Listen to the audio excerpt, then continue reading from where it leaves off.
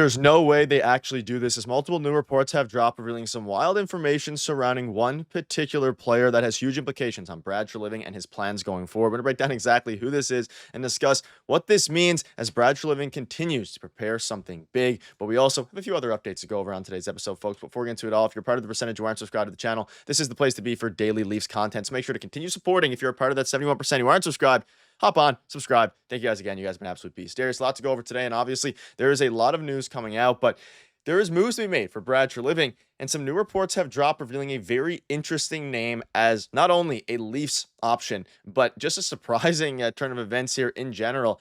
And I want to discuss this player because this one is pretty interesting. Does he make a ton of sense for the Leafs? That's the big question. Of course, Evgeny Kuznetsov. This one is an interesting one, and he now intends to officially make his return to the NHL this upcoming season, which means despite his, poor stats, overall over the past little bit, at one time was a very good offensive player.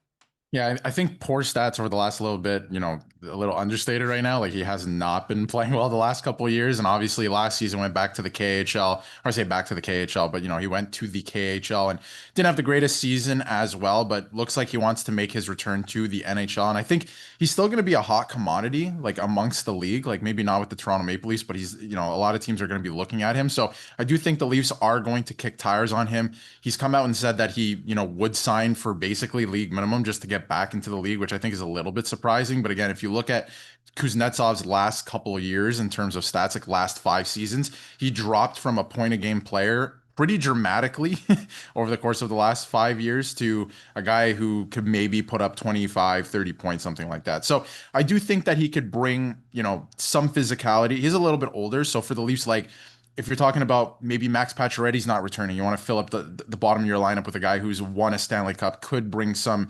physicality to the lineup and also chip in for goals here and there. Like that could make some sense as long as it is league minimum or like $1 million.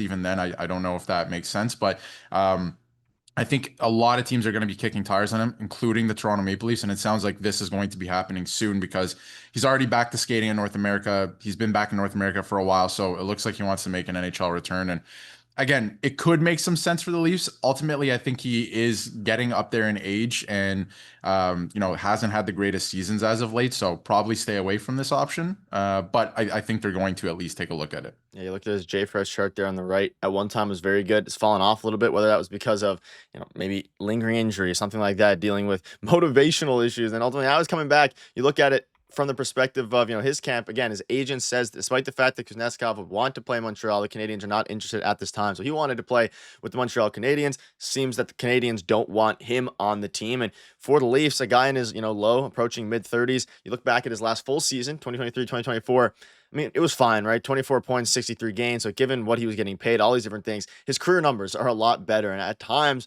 if Brad Treliving thinks that he can even reclaim 80% of what he was at his, best, then obviously it'd be worth a flyer here. But I think if you continue adding players like this, you might be putting yourself in a position to where they still haven't added in the top 6. And maybe if this is their top 6 edition, that would be a little bit scary, I think. But again, decent, really good facilitator. Can score goals at times as well. Kind of known for his playmaking. You can see there in the JFresh chart, 76 percentile in assists, but also, of course, he put up even 16 assists last time. He would be a good playmaker. The Leafs have some of those already. Michelli, they have some guys who can do that. But again, only a few years removed. Of course, last year didn't play with the NHL, played in the KHL, had an okay season there, but a few years removed from being one of the better facilitators, at the time, at his peak, there were 78 points back in 2021 with the Capitals that we're all familiar with.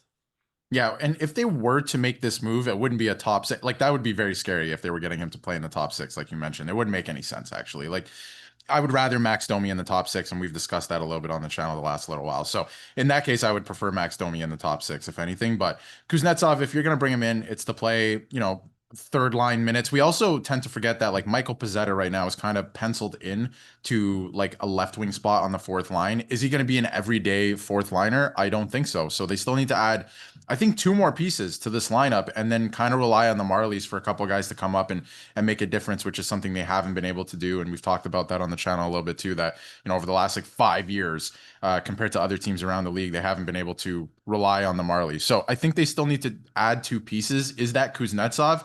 Personally, I would I think I would stay away from him if I was Brad Treliving. But I think they're going to take a look at it. I think they need two more pieces.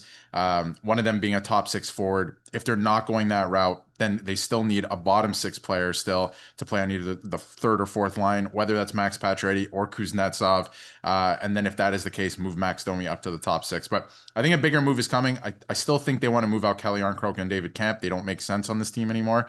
And in doing that, if you can sign a Kuznetsov too, $1 million or league minimum, I could see Brad Treliving possibly being interested in that because, like you said, he can facilitate a little bit, right? He could add some physicality to the lineup, even though he's not like really old, but you don't want to sign him to a longer-ish or even a multi-year contract or anything like that. So it's going to be interesting to see what they do and what happens around the league because he is going to return, I think, to the NHL next year. But ultimately, if I was the Leafs, I wouldn't do this, but I could see Brad Treliving kicking tires on it, and they still need a couple more pieces. Yeah, pretty good in the PK. Last time he was in the NHL, he was a second liner. At least that was his projected time on ice. Also note, I mean, out of the people who are available at the league minimum, he probably has the highest upside as of the remaining people. I mean, he had a very good season back in 2021, and even a good season in 2022, which is only a couple years removed. Yeah. But at the same time, I don't know if this is the type of player that the Leafs are going to be actively pursuing. There's been some rumblings out there, though, once this came out, that the Leafs are going to at least have a look because of the way that their team is constructed. And based on the moves that Brad Treliving has already made, it almost makes sense. And we look at the team now, and again, we're late July, approaching August. The regular season's inching closer and closer, and this is the team they currently have constructed. Still haven't figured out that top six forward. Hasn't been too much traction yet. I mean, there's a few names that are thrown out there. I'm still hoping for a Troy Terry trade. Of course, that still hasn't happened yet. But they got Dakota Joshua, things like that. It is an interesting time right now for this team because they have cap space available. They can make even more cap space available, but there in general hasn't been a ton of transactions in the NHL as of late. I do think if they don't find anyone else, like players we've been mentioning, whether that's Kuznetsov, whether that's a few other guys that we've talked about on the channel, there is some options available that just even like Erik Karlsson, that if they can't figure out something in the top six, they might have to go off the board a little bit or be a bit more aggressive in different ways to fill out that team. Because I think as the team stands right now, you're very close to being competitive. I don't obviously they'll make the playoffs, I think, but I don't know if they are fully there yet, at least as it pertains to getting back to where they were last year. Yeah, well, I think you bring up a good point too, that this lineup as it is right now, they'll make the playoffs. They'll be competitive, all of these things, right? Like even if they don't go out and make any more moves, which I don't think that's going to happen. They're going to make some moves, right? But they will be competitive. They will make the playoffs. But are they contender status? Will they win the Stanley Cup? I'm not so sure, right? I think you still need one more piece, especially in the matchup game. So I think that's what Brad Treliving's turned his focus to. I also think it's pretty interesting that like league wide, a couple guys are holding things up. I think like a Jack Roslovic, let's say, once he signs, I feel like the floodgates will open league wide, where then Brad Treliving could make some of these trades where teams do know where they stand, because obviously Roslovic is now linked to Vancouver, and that might make some sense. So once a few more dominoes fall, I think it's just like one or two more players, I think the floodgates will open for Brad Treliving to move off of a David Camp, Calle Yarncroke, move that salary out, and then go out and get the guy or guys that he wants to add to this lineup. Yeah, let us know down below your thoughts on this. Do you want to see them acquire him, or you prefer a guy like Jack Roslovic or somebody else? Thank you guys for watching. See you later.